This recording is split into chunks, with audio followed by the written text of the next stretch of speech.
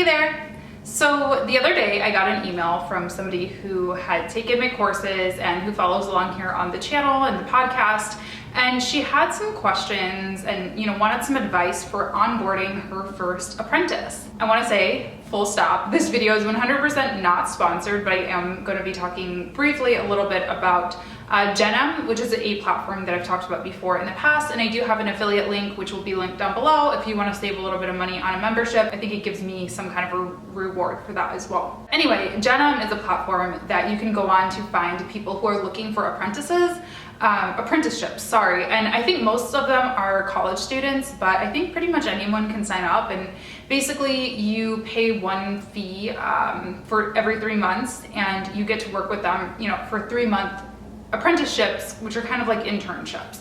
And so it's a really great tool to use. I always recommend it to people who are looking to start scaling their business but aren't necessarily ready to make like a long-term hire or even hire an intern, because that can be kind of complex as well. So anyway, the reason that I'm talking about GenM is because this viewer and student, she actually uses GenM as well. So she just wanted my advice on how to make that transition a successful one. I know a lot of you guys do ask about outsourcing and interns and hiring and all that. So let's get into it. Okay, so first thing, and for the sake of this video, I'm just gonna say hiring, but what I mean by that is internships, apprenticeships, whatever, contractors, that kind of thing. So what's really gonna prepare you for success, in my opinion, starts before you even hire.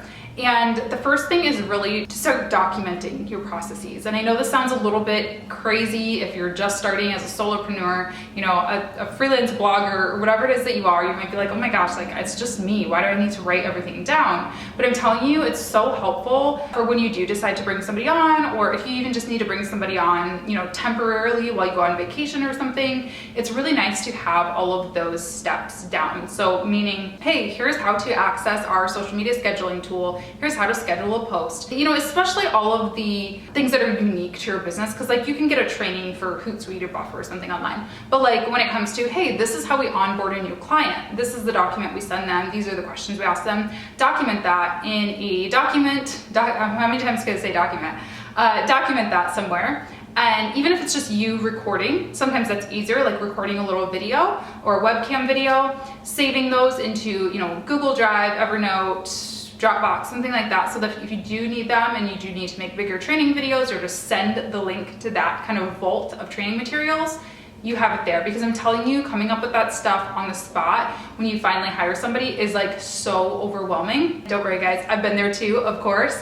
And yeah, it makes it so that your job is like 2 times as hard, and the whole point of hiring somebody is to make your job easier. So definitely start there. Second thing I want you to do before you actually hire or get on GenM or Upwork or whatever is make a list. And I shared this little template or chart, I guess you could say, at a talk that I recently did with future females. So I'll show that slide on the screen here. But I basically said, make a list of 3 different things. Make a list of things that you love to do and that you don't want to give up. For me, that's probably video editing and doing all like the public speaking involved with my job, and being kind of like the face of the brand.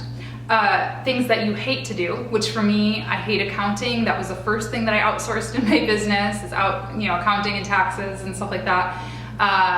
Sales, I hate selling, I hate prospecting, I hate being a pushy saleswoman.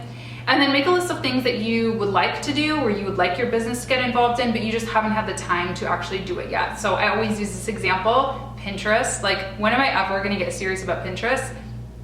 Probably never, let's be honest. But if I ran across a Pinterest specialist, maybe I would. Okay, so make that list so that way when you're writing your job description or when you're looking through these applicants, you can match up the skills to what you really, really need. Because if, I get this a lot. People see that I have a video marketing strategy and they're like, cool, like I want to help her with that. I have a video degree, I want to help her edit, but like that's actually not what I want. Like that's not what I need in my business. So as much as I would like to help them learn, and I'm sure I could learn things, but it's just something I really enjoy having ownership of, so that's not necessarily what I want. But if I do run across somebody who loves making pins, and like I said, they're a Pinterest expert, they're gonna be a great hire for me. So you really want to make those smart hiring decisions so that you're not all just trying to do the same thing and trying to do the fun things. So that's all before you even hire the person, right? Now, after you get your person in place, You get them all ready to go. Here are the things that I find that have made our relationships very successful. So number one is communication. I recommend, even on a platform like GenM, especially on a platform like GenM, setting up regular touch points. So for me, I like to do them weekly, and I try to work around, most of these people are students, so we usually do them on a weekend or something like that, so it's nice and easy for them. But just having a 30-minute video call or phone call on the calendar every single week, so you guys can discuss current projects, you guys can just touch base, get to know each other a little bit better, because I'm telling you, I've went weeks without talking to the person and they completely forget that I exist. And it's not their fault. I'm not trying to talk badly about anybody. I've been a student, and I know that if my boss didn't talk to me for a couple of weeks, I'd be like, oh, man, like what?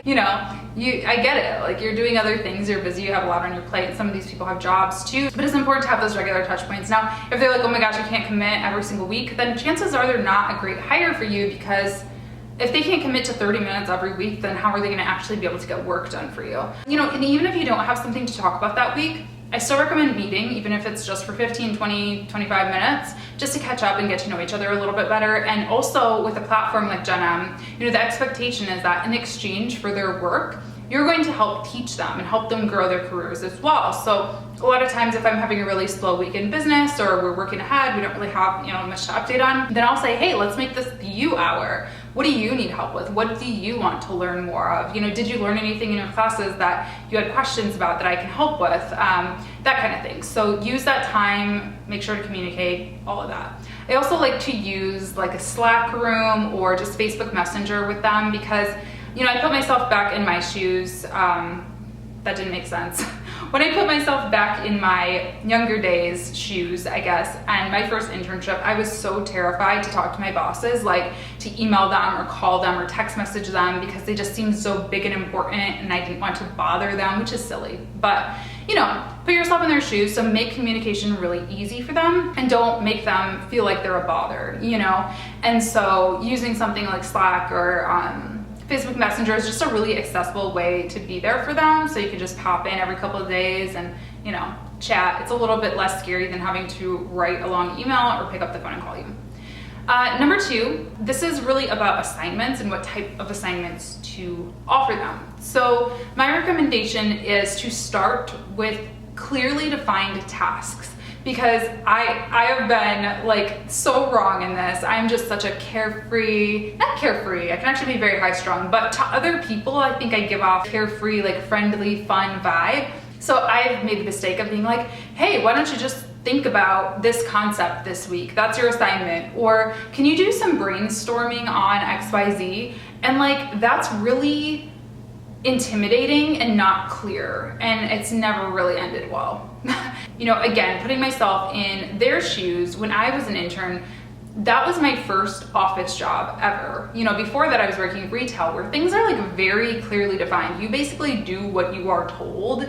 Everything is written down in a little manual, an employee handbook, any script to any customer problem you might have, like everything is just clearly defined for you. So when I went into an office for the first time and they're like, hey, can you come up with a concept for XYZ? I'm like, oh my gosh, like I'm free to think, like what? And it's kind of overwhelming. It's a cool thing, and I think that it's a great thing, but it's overwhelming at first. So I recommend having clearly defined goals to start, and then easing into those more creative, kind of like freely forming, kind of like just less tasky type of projects. So, and even within that, I recommend breaking that up into subtasks. So, if I say, okay, your job for this week is to schedule social posts for the next 2 weeks. Okay, even that is like a loaded question or like a loaded task, because do I mean schedule 1 post a day? Do I mean schedule 5 posts a day? Which platform should I be scheduling posts for? Should I be using external articles that I find on the internet, or should I be creating original content that links back to our website? Should I be creating videos? Should I be creating photos? Should I be using stock photos? Like, there are so many variables to that. So again, be very clear and like even break that up. And I mean, writing social posts for 2 weeks is not something I would necessarily recommend as a first assignment. It just depends on the level of skill. But I would even break that up further. I would say, first step, find 20 external articles that we can share on social media for the next 2 weeks. So that's like task 1. Task 2 is, find 20 different links on our webpage that we can point people to or something like that. So I would break it up. Find 50 different stock photos that we can use, like find like a bank of 50 stock photos. Like break those up into subtasks so it's not overwhelming for them. For task management, I use Asana. All of the task management systems are pretty much the same, like Asana, Trello, there's a new one out, it's called Monday. I haven't tried it yet, but they all pretty much do the same thing, So definitely recommend getting signed up for one of those though, because it makes communication, again, going back to the communication thing, it makes communicating about assignments really easy. You can assign things to them through the tool. You don't need to send a whole email every time or get on a call every time.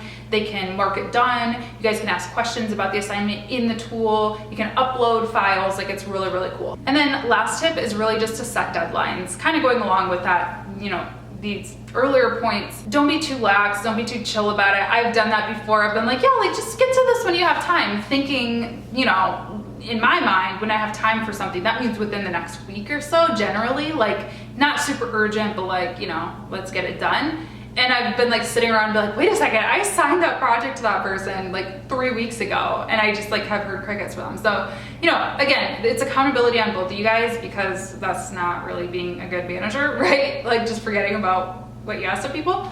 But make sure to set assignments and deadlines. And I want people to have fun, especially if it is an internship or an apprenticeship where they're not getting paid or they're getting paid very little. You want it to be valuable, rewarding, and fun for them too. I don't want them to feel like they're, need to be doing the same amount of work as a salaried worker, obviously, right? But at the same time, you guys at least have to have respect for each other. And I think that time is a huge show of respect. So yeah, make sure to set deadlines, be realistic about it, understand that they're probably going to school and maybe working too, but you still need your stuff done, But yeah, so those are my 3, I think, or 4, I don't know, was that 5? You know what?